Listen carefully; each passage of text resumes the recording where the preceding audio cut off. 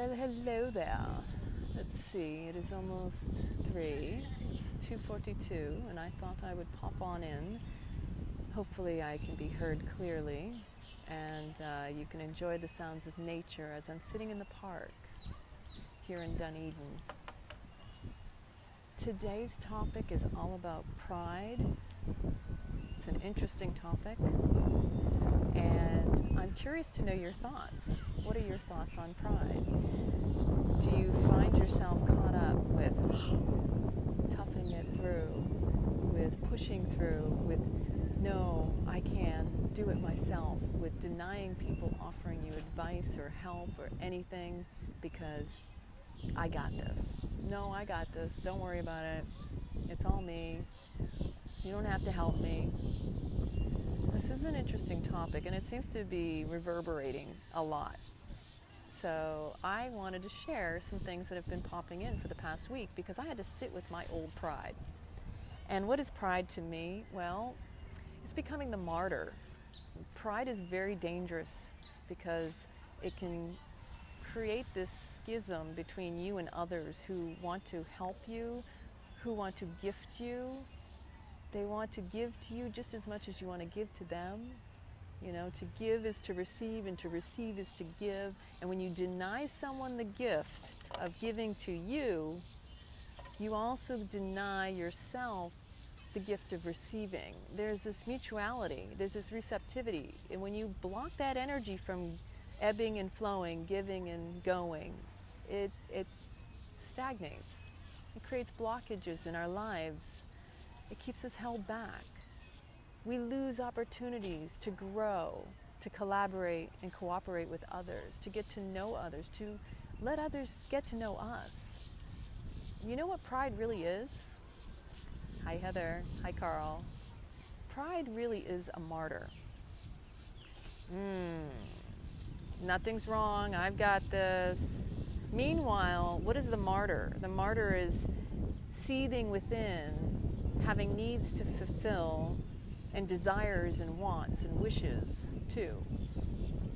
But what the martyr does is puts up this wall, keeps people away from them because only they can do things the way they want them done, and they'll deny you by denying themselves because the martyr doesn't know how to receive. The martyr just knows how to tough it up and stick through, to suffer. The martyr will purposefully suffer. And at the same token, the same time, they will turn around and say, no, I don't need your help. They'll also be resenting within themselves this pushing away, this this is the difficulty, is knowing that the martyr also wants to be helped, but it denies itself that help. It denies others from helping them. And so I've been really sitting with this. And we don't want to deny what it is we truly desire. But maybe we don't feel worthy of receiving it either. It's something we all have to sit with, because pride is really just your ego disguised as dignity. Look at me, I'm all important. I will do this alone. Stop doing things so much harder. Quit pushing away those in your life that truly love and want to support you, and allow them to show up for you. Because when you do, you not only give them the gift of giving to you, and yourself the gift of receiving, but you also open up a deeper, more personable relationship to others. When you allow people to help you, you let them get closer to you. Buddy's got a little cough. Thank you, beautiful Robin. When you allow others to see you, because what pride does is it creates a wall that says, I don't want you to truly see me for my hurts. I don't want you to truly see me for my needs or myself, because it's a control mechanism. It is a coping strategy. It is how we learn to get by in life that if I keep people away, I can control myself from getting hurt. That's what that does. But what it really does, when you numb the pain, you numb the joy. And so therefore, when you don't allow yourself to open up and be vulnerable for others to see you, to be courageous enough to ask for help when you truly need it, and to learn to communicate it in a healthy way, not to deny it in an unhealthy way. And, oh, thank you for sharing that, Carla. I appreciate it. I know for myself, I've been there, and I still struggle with it. I still struggle with asking for help and allowing people to help me. But I had to learn years ago that all I was doing was hurting myself, because as that pride plays the martyr, is it really truly turns around and creates an internal suffering within you. Suffering to the point where you don't need to suffer, and you weren't meant to suffer. You can choose to be in joy. You can choose. Because when we deny others seeing us for who we truly are in our wholeness, and that includes our pains and our joys, when we deny that, we're truly creating that suffering. That suffering within us comes out loud and clear the more we push people away, the more we deny people from coming in or close to us. And in my own personal life, pride was denying everyone who offered to help me, because I'm a strong woman, I'm an independent woman, I take care of myself. I don't need anybody to take care of me. In fact, I don't know anybody who, in my opinion, at the time in my life, worked harder than I did. I didn't get a sugar daddy. I never had that boyfriend that, bought me all wonderful gifts and took me off to islands. And, I'm not even resentful for that, but I could see where in the past I might have been resentful of seeing friends who went through that, where they had these beautiful men in their lives who took wonderful care of them. I never had that. I had rather destructive relationships. And I myself disallowed a lot of times the men in my life to provide for me or to show up for me in the way that maybe I needed and wanted also. Because see, there's the pattern in my mom. And I was sharing this the other day with my Beyond Addiction family. How when I was growing up, my mother had two demoting habits or mantras. What she would say is she would say, nobody helps me. She was quite the martyr, and she was really good at it. Nobody helps me. I have to do it all myself. In itself, you self-perpetuate with the words you choose to think or speak. So if you're constantly saying how nobody's ever there to take care of you or to help you, or that I have to do it all, I've got this, I'm the only one who does this, or I'm the only one who can do it the way I want it done. First off, it's disempowering yourself. It's belittling yourself and others. It's unhealthy because you're trying to do too much. And I still do it the same in my own life now. But as a result of that, my mother also had this other demoting belief that while she felt she had to do everything, she also believed, she said nobody would ever offer to help. So at the same time, she would say that people would offer and I'd see it, but she would say no, because of her pride, because of her strong will, because of her belief that if I allowed someone to help me, see, if she believed that, she was creating it. To deny people helping you and then to say, well, nobody does anything for free, so everybody wants something in return. To continue with that belief just basically kept her in this perpetual pattern of saying nobody would offer to help, receiving offers, denying the offers, and turning around and saying, oh, that's because everybody wants something in return. But you said nobody offers, and you said no. Well, that's because everybody wants something in return. Do you see how you can create your own self-perpetuated trauma? This triangle? It's unbelievable. You can become the martyr, then you become the victim, and you become the perpetrator or the prosecutor as well. So you really have to sit with what is What is so important about my pride that I have to stand so strongly in my belief system and unwilling to budge?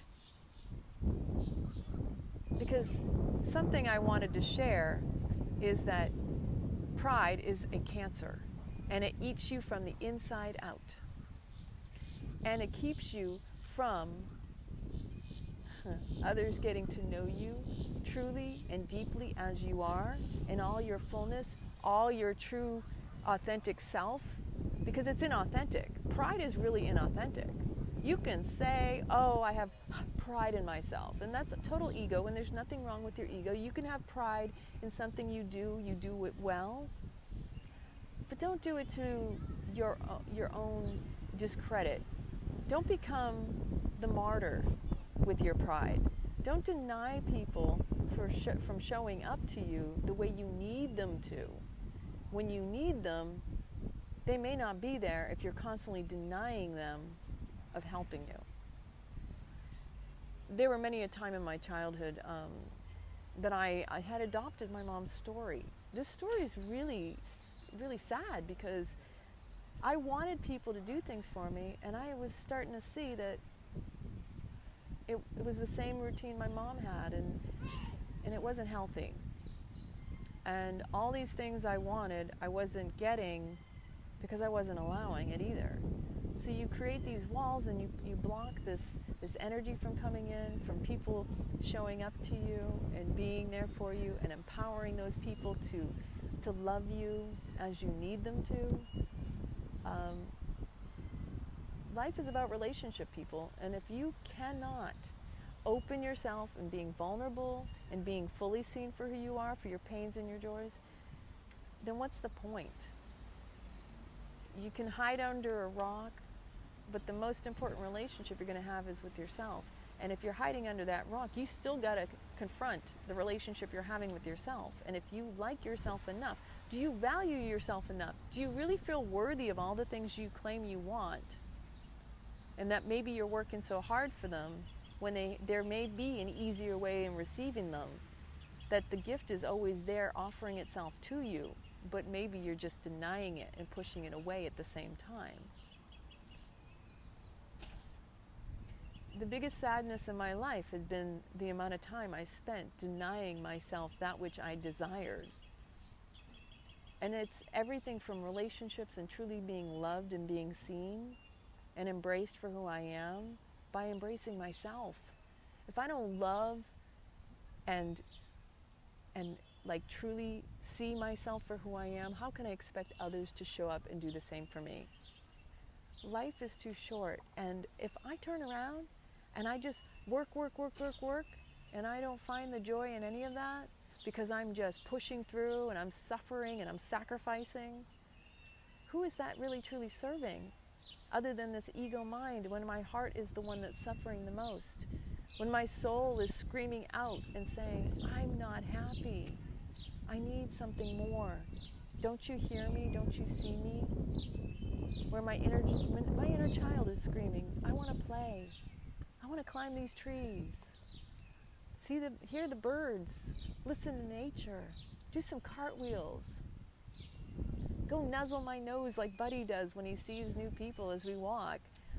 I introduce him as Buddy and say he is proven with his name because he is in his authenticity. He's not ashamed or afraid to nuzzle up to you and let you know, I want to be hugged, I want to be pet, I want to be coddled. See, animals are perfect teachers. They're not going to, out of low self-esteem, tell you, oh, I really want your attention, but I'm afraid to ask for it. No, they're just going to come on over and tell you, I need your attention right now. Would you please see me and feel me? And by the way, I see you and feel you more than you do me. Animals are constant teachers if we're willing to look, listen, and hear them. I mean, like, truly. And so when you're suffering and you're sacrificing and you're putting up this martyrdom wall, this facade that everything's okay and I got this under control, who are you serving? Always ask yourself, is my pride suffocating me? Can I suck up my pride instead of letting it choke me?